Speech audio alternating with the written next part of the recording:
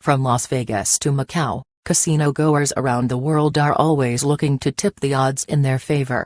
Now one physicist claims to have revealed the secret of how to get on a winning streak in roulette, while giving Lady Luck the night off. The nifty house beating trick has even been built into a practical device, but don't expect the house to take it lying down. Writing on question site Quora, Richard Muller, a professor of physics at the University of California, Berkeley, claims to have the answer. According to Muller, a colleague came up with the method of beating the roulette table, based on physics, which exploits the bet-in-play rule which encourages people to gamble. In order to entice more people into handing over their money to the house, casinos allow punters to lay a bet even after the wheel is in motion and even when the ball is released, but before it begins to drop, at which point it is no more bets. In that second or two, there is enough information to allow a measurement and computation that will, for example, double your odds of winning, explains Muller.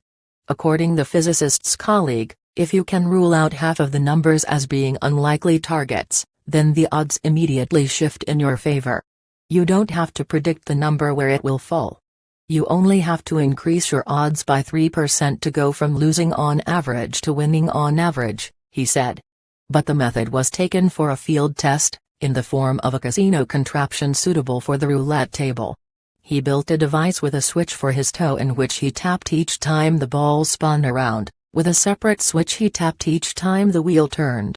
This provided enough information for his small pocket computer to signal him back, with a tap to his leg, where he should place his bet.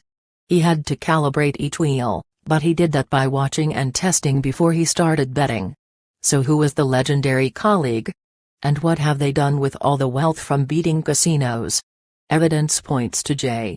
Doyne Farmer, a mathematician and former graduate student at Berkeley who set out to build a roulette beating system with a fellow student, but whose house beating days were numbered as soon as they had begun, and barely raised enough to cover the cost of the device.